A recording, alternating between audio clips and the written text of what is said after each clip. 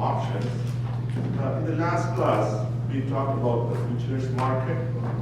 And what we saw in the last class was when you buy a futures contract, you have the right to buy an asset in the future. So that is what we saw.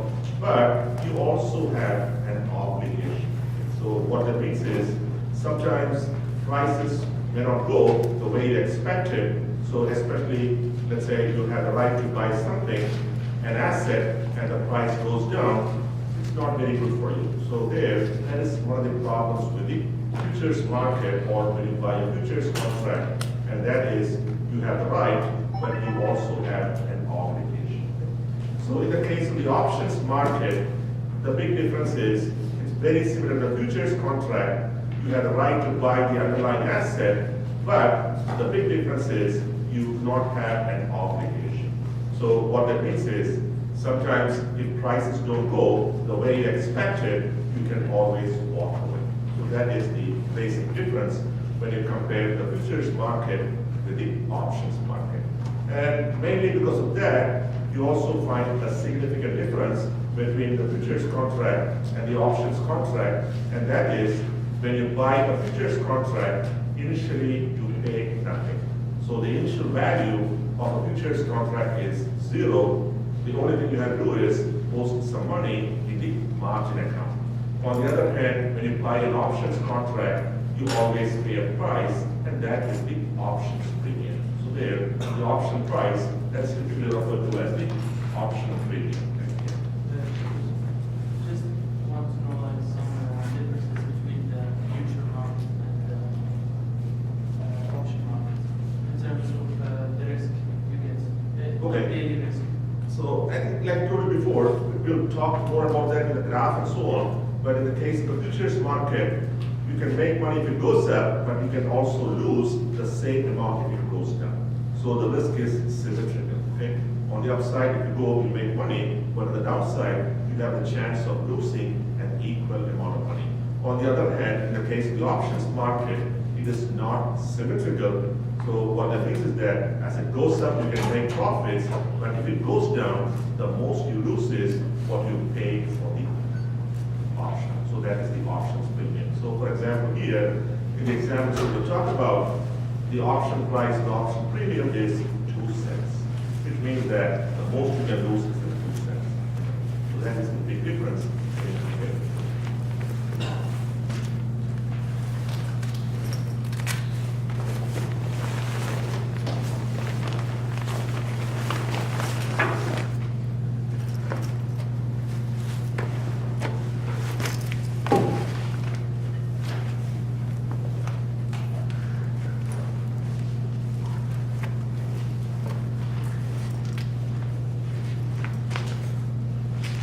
The computer is not cooperating.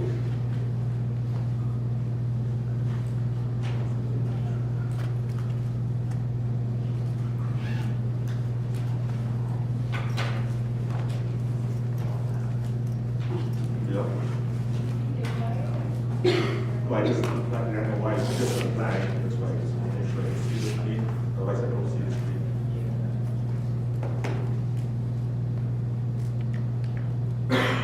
So what happened is, how does this go? She applied for the PhD, what happened to her?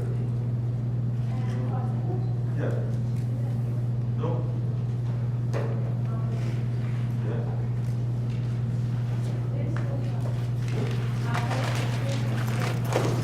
Yeah. Definitely. Yeah.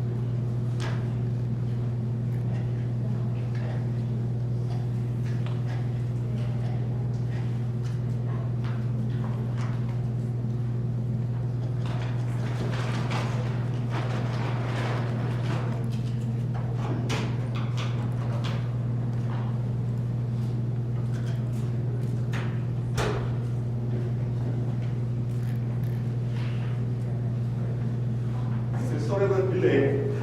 So let's talk about the material. So when you compare the options market with the futures market, what you see is the way the market works is very similar. Okay?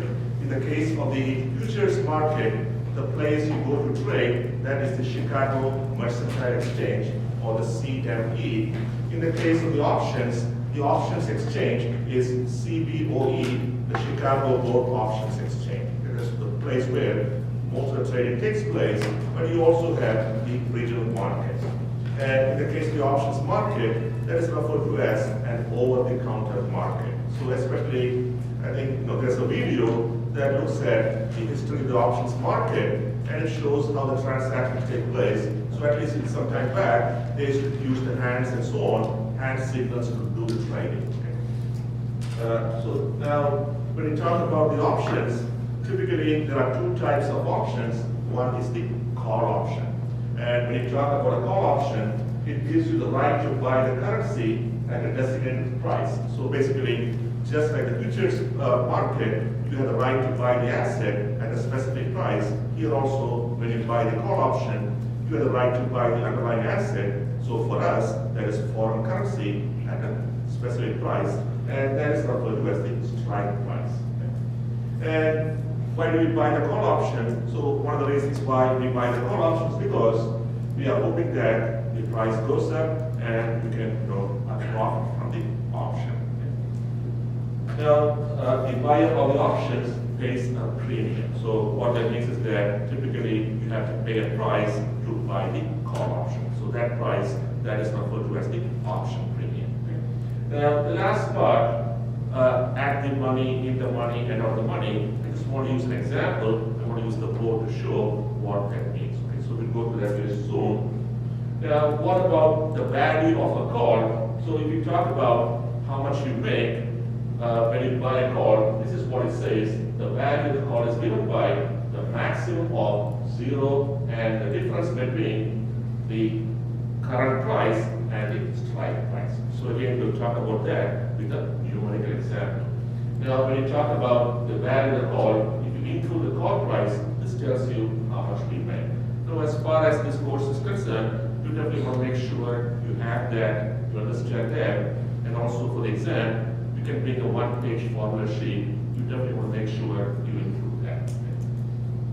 So here, K is the strike price of the call, S is the spot price, and C is the call price of the call premium.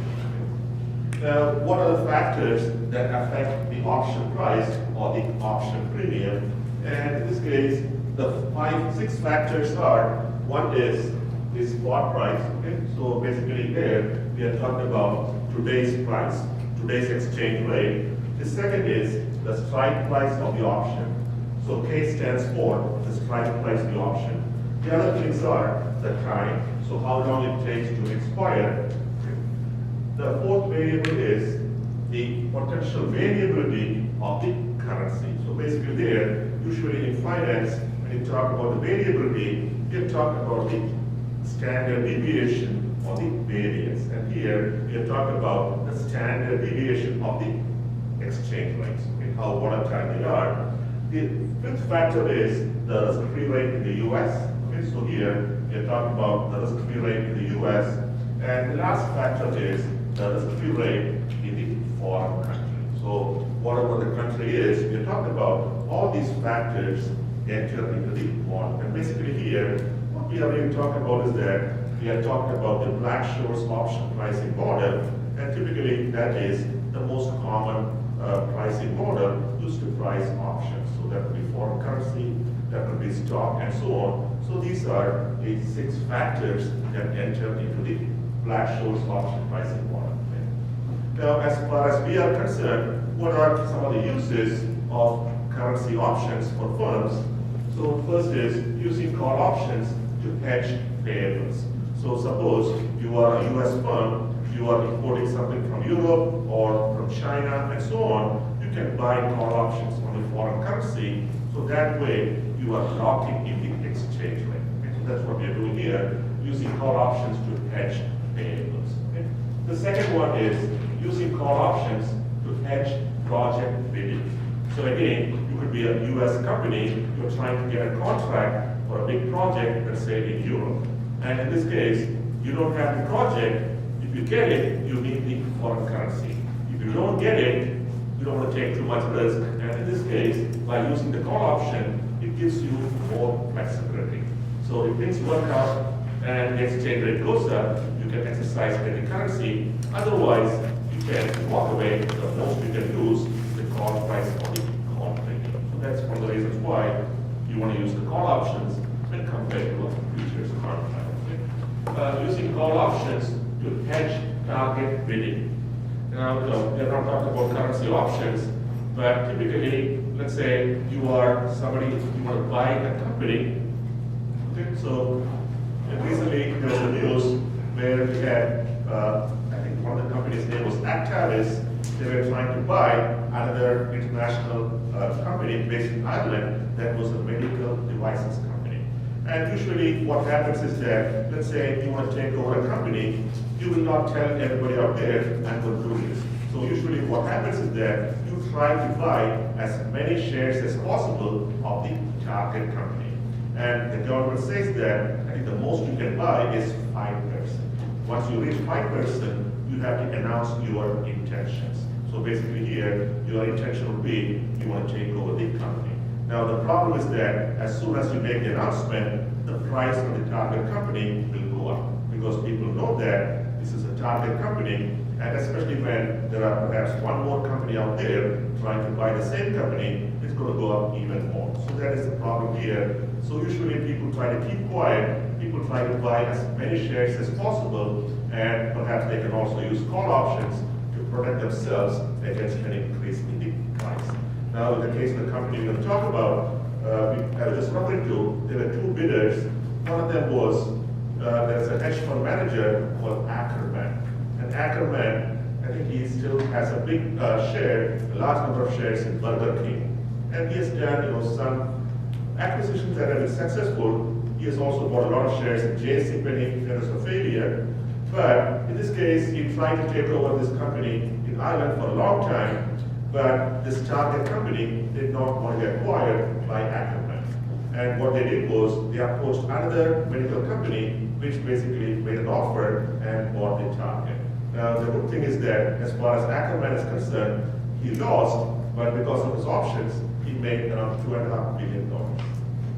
So he was a happy loser, I'd say, because he made quite a bit of money as far as his, this was although it's a failed acquisition, it worked out what it made. Now we talked about call options. The other type of option is the put option. And when we talk about a put option, it gives us the right to sell the currency at a designated strike price. So basically there, we are saying that it's very similar to selling a futures contract. So when you sell a futures contract, you have the right to sell the currency. So when you buy the put option, that is what you get. But the difference is that when you sell the futures contract, you have the right, but you also have an obligation. In the case of the options contract, you have the right, but you don't have the obligation. So that's what you see here. And when we do that, if the spot price falls below the strike price, the owner of a put can exercise the right to sell the currency at the strike price. So what we are saying is that suppose you have the right to sell the British pound at $1.55. Okay? So if the price of the British pound is above 155, you'd rather sell it in the marketplace. On the other hand, let's say the price goes to 150, this is going to happen, isn't it? Because you are able to sell the British pound at 155, while other people in the market, they can only sell it for 150. So that's a big difference here when you talk about the put option. That is, you have the flexibility to exercise. And just like the call option, the buyer of the options pays a premium, and the maximum possible loss is the premium. So the most they can lose is what they paid for the put option. Okay? And here it talks about three cases.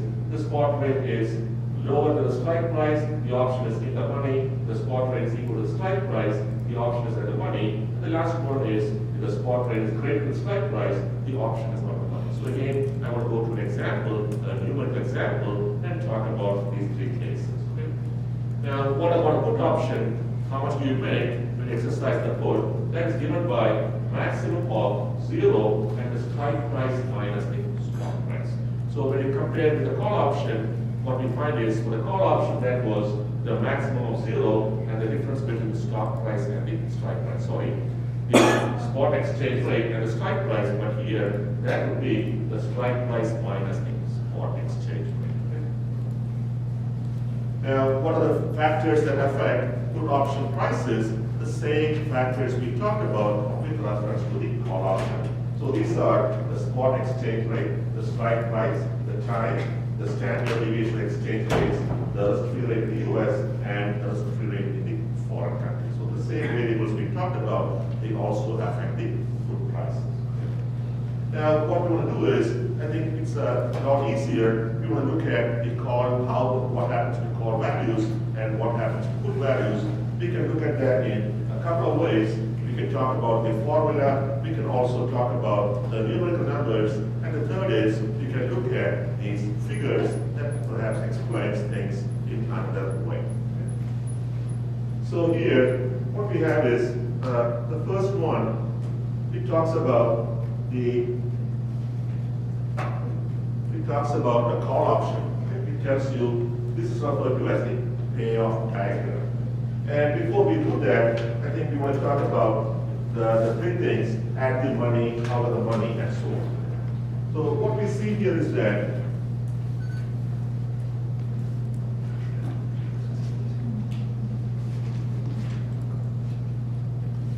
when you buy this call option, you have the right to buy the British pound, and the price is $1.50.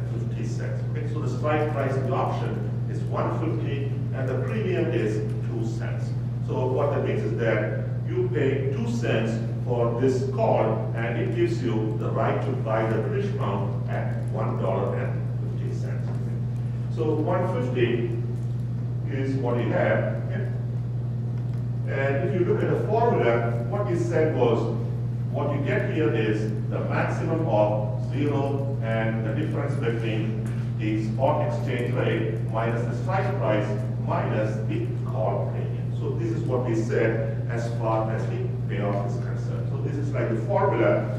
And if you look at the formula, what it tells you is the maximum of 0, okay, and the spot exchange rate minus 150 minus 0.02. Okay. So here, the call premium or the call price is 2 cents, okay, and the strike price is 150.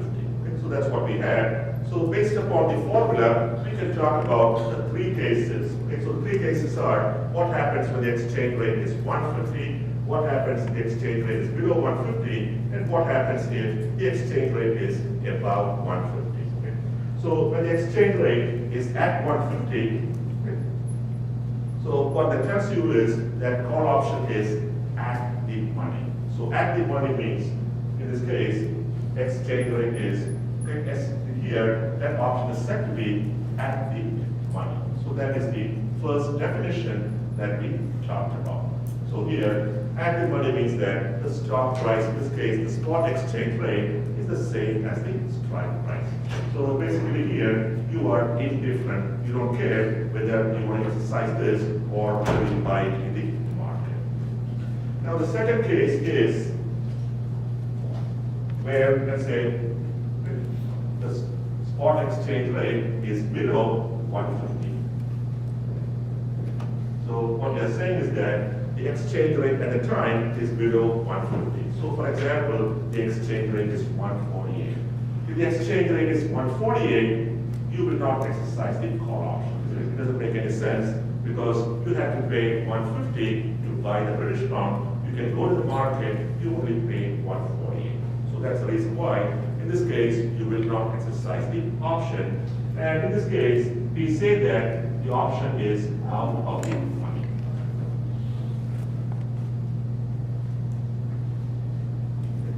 So out of the money means that the spot exchange rate is below the strike price of the option. And the third case is here, in this case, what we are saying is, suppose the spot exchange rate is above 150. So when the spot exchange rate is above 150, it means that it makes sense to exercise the call option. because in this case, you can buy the British pound at 150. If you go to the market, you have to pay a higher price. Okay? So in that case, that is said to be in the money.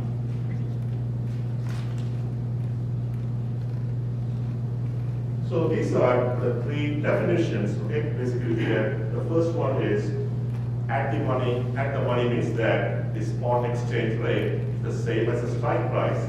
In the money means that the spot exchange rate is above the strike price, and out of the money means that the spot exchange rate is below the strike price. So basically here, by exercising the option, it's not going to help you. So you're much better off going to the market and buying the currency. Okay?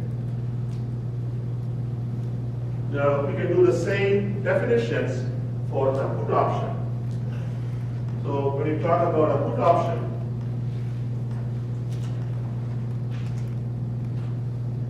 so this is a put, and what we said was that is given by maximum of 0 and K minus S minus P.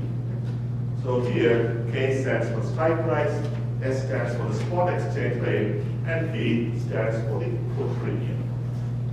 I think my computer is going to.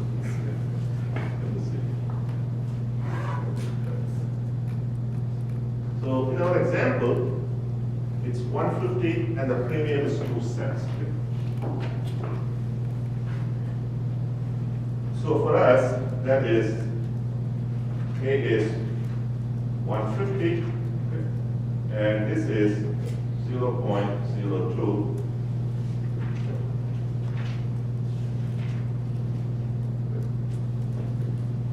So when you compare the two equations, you just want to be careful the payoff for a call and the payoff for a put.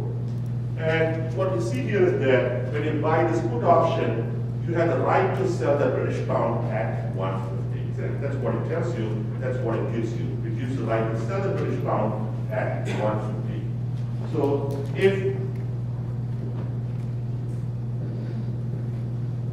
the exchange rate is 150, it basically means that this option is said to be at the money. So you are indifferent whether you want to exercise or whether you want to walk away, because both of them are giving the same payout. Now, what about here? Suppose the exchange rate is below 150. So what do you think you will do? You exercise or not? You will exercise, isn't it? And the reason being that, in this case, you can sell it for 150. So let's say the spot exchange rate is 148. You are getting 2 more cents when compared to selling the British pound in the marketplace. So by having this put option, you have the right to sell the British pound at 150. If you go to the market, you only get 148. So whenever the exchange rate is below 150, that option is said to be in the money. Okay? So the definitions are in some ways opposite. So here it is in the. On the other hand, when the exchange rate is above 150, it basically means that you will not exercise the option. In this case, when the exchange rate, let's say, is 155, you can go to the market and sell the British pounds. You get 155. Definitely, you'll make more money than when you exercise. So these are the 3 definitions out of the money.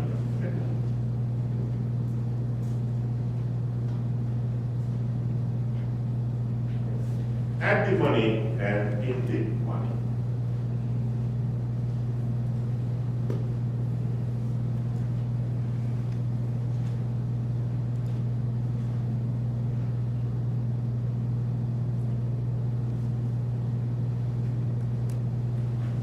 Okay, so now what we want to do is we want to talk about the graph. Okay? We want to talk about what that means, and we want to interpret what happens in practice.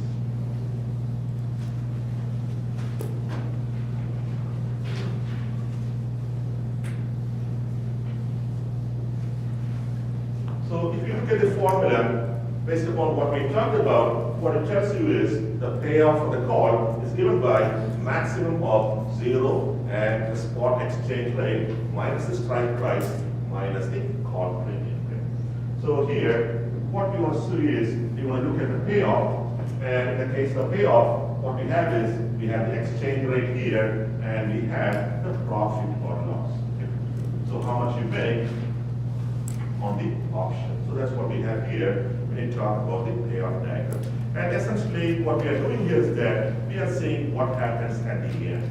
So at maturity or at the end, what happens with reference to the option you bought. Okay? So in this case, the strike price is 150, and you pay 2 cents for the call. Okay, so whenever the exchange rate is below 150, what do you do? Do you exercise or not? Well, it's a call option, so if the exchange rate is below 150, what do you think you might do? You will never exercise if the exchange rate is below 150. And the reason why you will not exercise is because you can buy in the marketplace at a lower price. So if you are a company, you have to make a payment, you prefer to buy the British pound in the marketplace rather than exercise this call and pay a higher price. Okay? So what does it mean? As we said before, in the case of the call option, you have flexibility, so if things don't work out for you, you can walk away. And that's exactly what you see here. So whenever the exchange rate is below 150, you will walk away, and basically here, you lose the call premium or the call price. So you lose the 2 cents that you pay.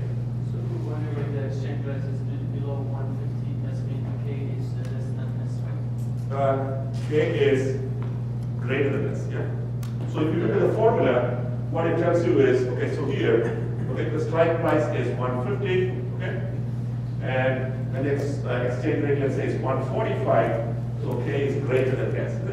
So if you look at the brackets, if you look at the math, what it tells you is maximum of 0 and the difference between the spot exchange rate and the strike price. So whenever this term is negative, that's what you see here, it goes back to 0. So you want to pay the higher of the two. So basically here, what we are saying is that whenever it's below 150, in the brackets, it goes to 0. You want to pick the higher number, and it goes to 0 minus what you paid for the call. So that's what you see here, 0 minus 0.02, that gives you the 2 cents loss. Okay? So that's what you see with reference to the formula. Okay? And when you think you break even, so you break even, you get back your money, as the exchange rate, it's 152. Okay? So this is 152, so that is 150 plus the call premium. Okay? Now after that, as the exchange rate goes up, you make profits. Okay? So if you look at the payoff diagram for a call, what do you find here? What you find here is that as the most you can lose is the call premium. So your losses are limited, in this case, to 2 cents. On the other hand, the upside potential is unlimited. So that's what you see in the case of the call option. So in this case, what we said was, we bought the call option. Now, we can also see what happens to the seller, and just like the case of the futures market,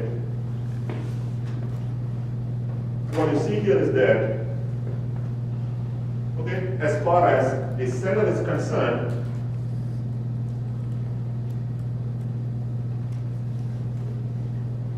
so this is the seller, and typically that is referred to as the writer of the call option. So when you look at what happens to the seller, all they're going to do is change the sign. So when the buyer makes 2 cents, the seller loses 2 cents, and vice versa. So what you see here, as far as the options market is concerned, is for the writer, their potential profits are very limited. So the most they can make is 2 cents. On the other hand, their potential losses are unlimited. So as far as the options market is concerned, one of the most dangerous things you can do is sell a call option, especially without owning the stock. Okay? And the reason being that you could lose a pretty significant amount of money. Okay? And I always talk about an example. You might have heard about that before, but there was one of the top 10 richest men he was a German businessman. I think he was, in Forbes and so on, as being one of the top richest people in the world. Now, he had some family problems, but he also did a lot of trading, and one of his strategies was he took a bet that Volkswagen stock would go down. Basically, he was shorting the stock, and I think he perhaps wrote some call options and so on Volkswagen stock. Now, unfortunately, unlike what he expected, the price of Volkswagen stock went up. So you look at some of this, he was facing a lot of losses. And this guy jumped in front of a train, killed himself. So like I told you, that's an extremely dangerous strategy to sell, write a call option, especially if you don't own the stock.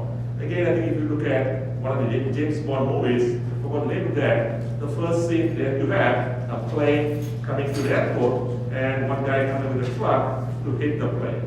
And again, basically what this guy was doing, it's a movie, but his strategy was he bought, I think, put options, and he was hoping to make money because the plane is going to go up in flames and the stock would go down.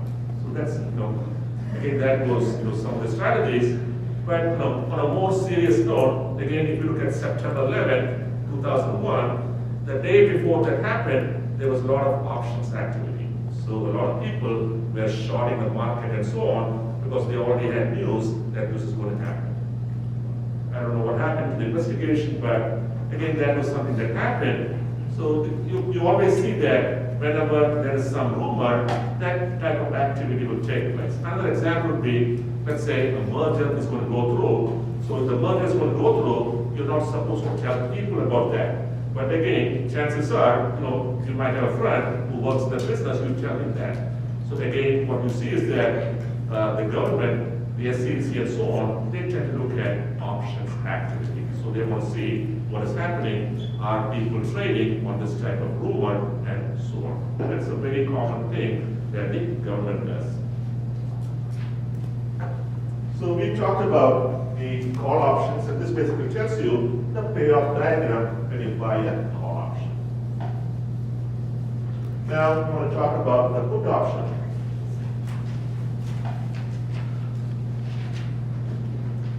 So what we said was for a put,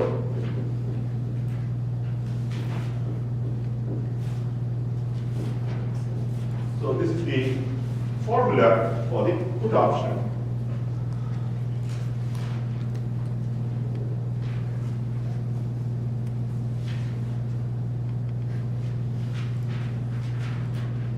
Okay, so in this case, what we are talking about is that the strike price is 150 and the put price or the put premium is 3 cents. So these are the prices you have, and you want to look at the payoff diagram. So what we see here,